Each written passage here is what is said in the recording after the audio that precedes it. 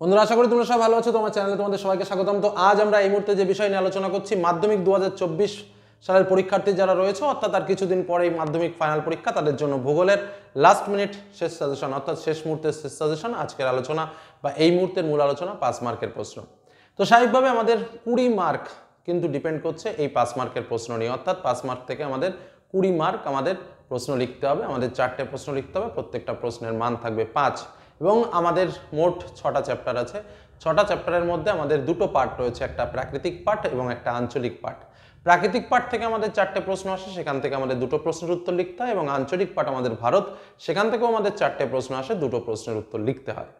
তো প্রাকৃতিক পার্টে ভূগোলে তো অনেক বিষয় রয়েছে এবং 5 মার্ক প্রশ্নের ছড়াছড়ি অনেক প্রশ্ন রয়েছে। তো আজ তোমাদের সামনে ঠিক সেই বিষয়টাই শেয়ার করব, যেটা লাস্ট মিনিট লাস্ট সাজেশন, অর্থাৎ বুঝতেই পারছো সব থেকে কম প্রশ্ন এবং পরীক্ষায় হুবহু কমন সেই প্রশ্ন দুটো কি কি।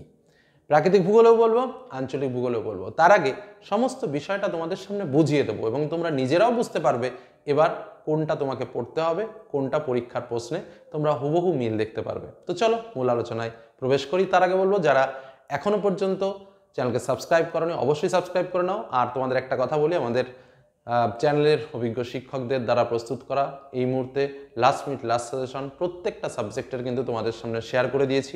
তো সেগুলো কিন্তু তোমরা অবশ্যই দেখো, উপকার পাবে, এটুকুই তোমাদের বলে রাখি। চলো এবার মূল আলোচনায় প্রবেশ করি। প্রথম 5 মার্কের কোশ্চেন। প্রথম কথা, আমাদের টার্গেট 20 থেকে 20 এবং তোমাদের বলে রাখছি এই 20-র মধ্যে 20 তোমরা আজ যারা এই ভিডিওটি দেখছো প্রত্যেকেই পাবে। জাস্ট আমার কথা শুনে এই 20 থেকে 20 পাওয়ার জন্য কি 2 ঘন্টা সময় দিতে পারবে না?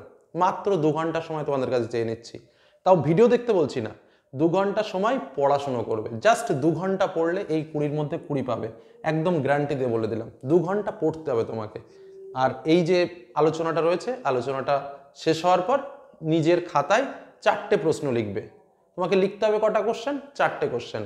প্রাকৃতিক ভূগোল থেকে 2টো কোশ্চেন আর আঞ্চলিক ভূগোল থেকে 2টো কোশ্চেন। মোট এই 4টে কোশ্চেন লিখবে, নোটস করবে, পড়ে পরীক্ষার হলে যাবে এবং পরীক্ষার হলে সেই 4টে প্রশ্ন লিখে বাড়ি চলে আসবে। এটুকু তোমার কাজ। কিভাবে লিখতে হবে সেটাও বলবো। প্রথমে আসা যাক প্রাকৃতিক ভূগোলের প্রশ্ন। প্রাকৃতিক ভূগোল থেকে তোমাদের আমি একটু ডিটেলস আলোচনা করছি, সেটা তোমাদের ক্ষেত্রে বুঝতেও সুবিধা হবে। 2023 সালে কি এসেছিল? নদীর ক্ষয়কার্য।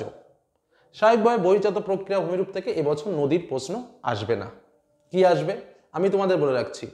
হিমবাহের ক্ষয়কার্যের ফলে গঠিত ভূমিরূপ অথবা বায়ুর ক্ষয়কার্যের ফলে গঠিত 3টি ভূমিরূপ, এই প্রশ্নটা অথবা এই প্রশ্নটা, এই দুটো প্রশ্নের মধ্যে একটা প্রশ্ন তোমরা পাবে, যেটা আমার 90% মনে হয় এই দুটো প্রশ্নের ভেতরে একটা কোশ্চেন পাবে। আবারও বলছি, হিমবাহের ক্ষয়কার্যের ফলে গঠিত 3টি ভূমিরূপ এবং বায়ুর ক্ষয়কার্যের ফলে গঠিত 3টি ভূমিরূপ, এই দুটো প্রশ্নের মধ্যে। বোঝা গেল? কিন্তু আমার সাজেশনটা একটু অন্যরকম, কারণ আমি এমনভাবে সাজেশন করব যেখানে কেউ বিপদে পড়বো না। আমরা এই দুটো প্রশ্নের মধ্যে কমন পাবো জানি, আমিও বলছি জানি, তোমার পরীক্ষার প্রশ্নেও আসবে, সেটাও মোটামুটি নিশ্চিত, কিন্তু 90%। আর 10% আমি নিশ্চিত নই। আমি কেন? পৃথিবীর কোনো টিচার নিশ্চিত হয়ে বলতে পারবে না। এই কারণে আমাকে আরও দুটো প্রশ্ন দেখে যেতে হবে। একটা হচ্ছে হিমবাহের সঞ্চয় কার্য আর হিমবাহ ও জলধারার মিলিত কার্যের ফলে গঠিত 3টি ভূমিরূপ। কি বললাম? বোঝা গেল? তার মানে হিমবাহের ক্ষয়কার্য আর বায়ুর ক্ষয়কার্য পড়লে আশা করা যায় 90% তুমি হুবহু কমন পাবে এই প্রশ্নটা। তা সত্ত্বেও আমি বলবো যে এই দুটো প্রশ্নও তোমাকে অন্তত চোখের দেখা দেখে যেতে হবে। কেন বলছি? কারণ আমি বেশি প্রশ্ন বলছি না। আর দ্বিতীয় একটা প্রশ্ন, জোয়ার ভাটার কারণতার প্রভাব, এটা তোমার পরীক্ষাতে আসবেই। অর্থাৎ প্রাকৃতিক ভূগোল থেকে আমাকে দুটো প্রশ্ন লিখতে হবে। একটা প্রশ্ন আমি এটা লিখবো, জোয়ার ভাটার কারণতার প্রভাব, এটা হুবহু আমি কমন পাবো এবং এটাই লিখবো। আর 2 নম্বর প্রশ্ন যেটা, সেটা হচ্ছে হিমবাহের সঞ্চয় বা ক্ষয়কার্যের ফলে গঠিত ভূমিরূপ আর হিমবাহের জলধারার মৃত কার্য আর বায়ুর ক্ষয়কার্য, এই 3টের মধ্যে একটা প্রশ্ন আসবে। এই হলো সাজেশন। 1 নম্বর কথা। অনেক বলবো স্যার বায়ুমণ্ডল থেকে প্রশ্ন দিচ্ছেন না। আর স্যার এই প্রশ্নগুলো যদি আমি না পড়ি তাহলে অন্য কিছু পড়া যায় না? অবশ্যই। দেখো, আমাকে যেহেতু দুটো প্রশ্ন লিখতে হবে, আমি সেহেতু বেশি সাজেশনে যাব না, কারণ আমি জানি এই 5টা প্রশ্নের ভেতরে একটা প্রশ্ন তোমার পরীক্ষাতে আসবে। আমি কিন্তু এটাও জানি। কি কি? পৃথিবীর নিয়ত বায়ুর উৎপত্তি, বায়ুমণ্ডলের স্তর বিন্যাস যে কোনো দুটির বর্ণনা, ভূমধ্যসাগরীয় বা ক্রান্তীয় মৌসুমী বায়ুর বৈশিষ্ট্য, বিশ্ব উষ্ণায়নের প্রভাব আর ভারতের জলবায়ু নিয়ন্ত্রক। আমার এই 5টা পড়ার কোনো দরকারই নেই, কারণ কি, আমার তো 4টে প্রশ্ন দেবে, 4টে প্রশ্নের ভেতরে আমার তো 4টে লেখার কোনো দরকার নেই, আমাকে 2টো লিখতে হবে। তো এই 4টে পড়লে একটাও আসতে পারে, আবার 2টোও আসতে পারে, কারণ এখানে 2-1টা কোশ্চেন মাঝে মাঝে ঘুরিয়ে দেয়। তো আমার ওটাতে যাওয়ারই দরকার নেই। যারা দুর্বল তাদের বলবো 5টা দেখার দরকার নেই, তোমরা জাস্ট এই 2টো প্রশ্ন, হিমবাহের এই ক্ষয়কার্যের ফলে গঠিত ভূমিরূপ, বায়ুর ক্ষয়কার্যের ফলে গঠিত 3টো ভূমিরূপ, এই প্রশ্ন দুটো খুব ভালো করে পড়ো। আর তার সঙ্গে একটু চোখের দেখা, এই লেখাটাকেও দেখে যাও, হিমবাহের সঞ্চয় কার্য আর হিমবাহের ও জলধারার মৃত কার্যের ফলে ভূমিরূপ। বোঝা গেল কি বললাম? এবং আশা করছি হুবহু তোমরা কমন পাবে। বোঝা গেল? প্রাকৃতিক ভূগোলের প্রশ্ন কিভাবে লিখবে পরে আসছি। আঞ্চলিক ভূগোল কি এসেছিল 2030 সালে, একবার একটু দেখে নেওয়া যাক। 2023 সালে যেটা এসেছিল, উত্তর ও দক্ষিণ ভারতের নদ নদীর পার্থক্য, কার্পাস বয়নশিল্পের কেন্দ্রীয় বনের কারণ, পশ্চিম ভারতে পেট্রোশন শিল্প গড়ে ওঠার কারণ, তোমার জনসংখ্যার অসম বন্টনের কারণ। এবার কি আসবে? প্রথম প্রশ্ন, ভারতের পূর্ব ও পশ্চিম উপকূলের সমভূমির পার্থক্য, সব থেকে বেশি ইম্পর্টেন্ট কোশ্চেন। দ্বিতীয় প্রশ্ন, দেখো চা, কফি, ধান এবং গম, এটার মধ্যে তো আসবে, তবে সব থেকে ইম্পর্টেন্ট চা আর কফি। আমি বলে দিচ্ছি সব থেকে ইম্পর্টেন্ট চা আর কফি। চা আর কফি 2টো পড়ার দরকার নেই, শুধুমাত্র একটা পয়েন্ট আছে, দেখবে বৃষ্টিপাত বলে একটা পয়েন্ট আছে, চাতে তোমার 150, কফিতে হচ্ছে 100। এই একটা পয়েন্টের এই একটা জায়গায় শুধু পার্থক্য আছে, আর কোনো পার্থক্য নেই চা আর কফির সঙ্গে। ঠিক আছে? হ্যাঁ, স্থান কোথায় হয় সে জায়গাটার পার্থক্য আছে। তাহলে কি বললাম, দুটো ডেটা কিন্তু এক। আচ্ছা গেল। 3 নম্বর প্রশ্ন, পূর্ব ও মধ্য ভারতের লৌহ ইস্পাত শিল্পের কেন্দ্রীয় ভবনের কারণ। এবং লাস্ট কোশ্চেন, ভারতের নগরায়নের কারণও তার সমস্যা। যেহেতু এখানে তোমাদের সব মিলে আমি মোট 4টে কোশ্চেন দিয়েছি, দেখো ঘুরে ফিরে সব মিলে মোট 4টে কোশ্চেন, আমি বলবো কোনো কোশ্চেন বাদ দেবে না। এবং আমি আশা রাখছি, আমি তোমাদের বলে রাখছি, প্রথম প্রশ্নটাও পাবে, দ্বিতীয় প্রশ্নটাও পাবে, তৃতীয় প্রশ্নটাও পাবে এবং 4 নম্বর প্রশ্নটাও পাবে। মানে আমার যেটা ব্যক্তিগতভাবে মনে হয়, এখানে এই 4টে প্রশ্নের ভেতরে 4টেই তোমরা কমন পাবে। কিন্তু সেটা করতে যেও না, তোমার 2টো কমনের দরকার, তুমি এই 4টে প্রশ্ন পড়ে যাও, রিল্যাক্সে 2টো প্রশ্ন লিখে চলে আসো। বোঝা গেল কি বললাম? নেক্সট, তাহলে আমাদের মূল সাজেশন পর্ব কিন্তু এখানেই শেষ হলো। কেন? কারণ আমরা প্রাকৃতিক ভূগোলের মূল ইম্পর্টেন্ট 2টো প্রশ্ন বলে দিয়েছি, বুঝে নাও। আর আঞ্চলিক ভূগোলেরও কিন্তু ঠিক 4টে প্রশ্ন বলেছি, আশা রাখছি 4টেই আসবে, কিন্তু 2টো তোমাকে করতে হবে। আর এখান থেকে কোনো প্রশ্ন বাদ দিও না, এখানে 4টে প্রশ্ন দিয়েছি যেহেতু 4টেই করো। আমার পরীক্ষায় কিন্তু 4টে প্রশ্ন আসবে। বোঝা গেল কি বললাম? বেশি প্রশ্ন দিইনি, এর থেকে সহজ সাজেশন আর 5 মার্কে দেওয়া সম্ভব নয়। এবার এর থেকে যদি আমি শর্ট করতে যাই তাহলে বিপদ চলে আসতে পারে। আমি সাজেশনে বলতেই পারতাম যে হিমবাহের ক্ষয়কার্য আর বায়ুর ক্ষয়কার্য, একটা পড়ে যাও একটাই কমন, জোয়ার ভাটার কারণে তার ফলাফল, একটা পড়ে যায় একটাও কমন, আর এখানে এই 4টে তো তোমাকে পড়তেই হবে। কিন্তু আমি সেটা বলিনি, আমি 2টো প্রশ্ন তোমাদের বাড়িয়েছি, একটা হচ্ছে হিমবাহের সঞ্চয় কার্য, আর একটা হচ্ছে হিমবাহ ও জলধারার মিলিত কার্য। দেখো আমি মানে জাস্ট যে কটা প্রশ্ন পরীক্ষায় আসবে তার থেকে মাত্র 2টো পয়েন্ট আমি বাড়িয়েছি, 2টো প্রশ্ন বাড়িয়েছি। কেন জানো তো এই 2টো প্রশ্ন বাড়ানো? কারণ এই 2টো প্রশ্ন তুমি যদি পড়ে যাও তাহলে আমি শান্তি পাবো।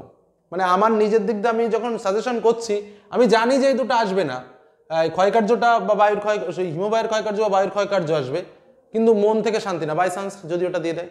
ওই জন্য আমিও শান্তিতে থাকলাম, তুমিও পরীক্ষার আগে পড়ে শান্তিতে যাও, এটুকু তোমাদের বলবো। তো এই হলো আমাদের 5 মার্কের সাজেশন। কিভাবে লিখবে এবার সেই পয়েন্টে আসা যাক। যখন কোনো 5 মার্কের প্রশ্ন লিখবে মনে করবে যে ছবি কিন্তু বাধ্যতামূলক, অর্থাৎ ছবি অবশ্যই করে করবে। কারণ আজকে শুধু সাজেশন নয়, তার সঙ্গে ক্লাস, যেটা আমি প্রত্যেকটা শেষ মুহূর্তে সাজেশনে পার্টলি আলোচনা করেছি। এটা একদম এই বছর পুরো স্পেশালি তোমাদের জন্য করা। কেন?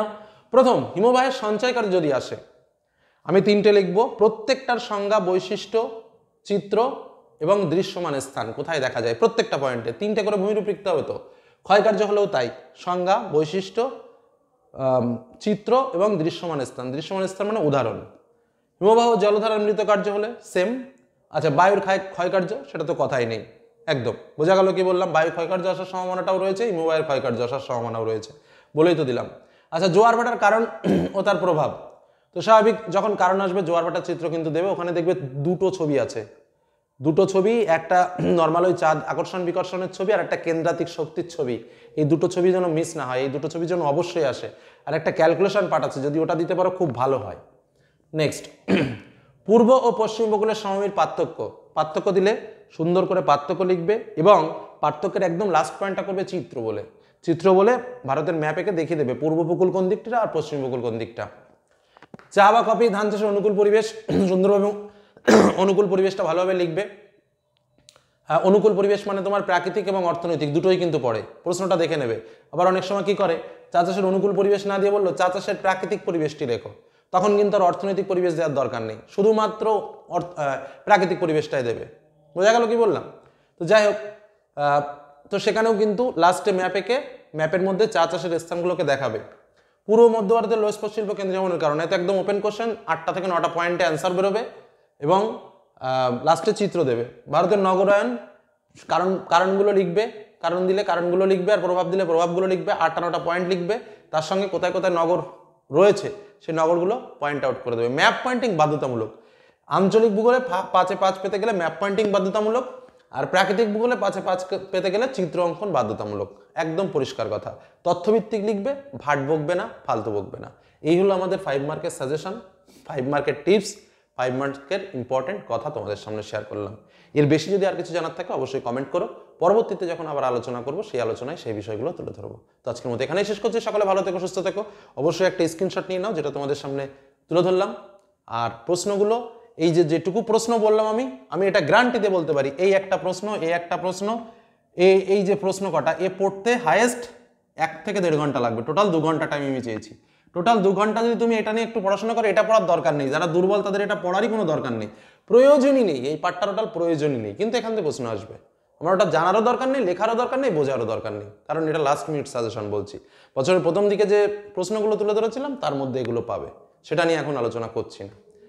তো এই পর্যন্তই শেষ করলাম। সকলে ভালো থেকো, সুস্থ থেকো, সাবধানে থেকো। ধন্যবাদ।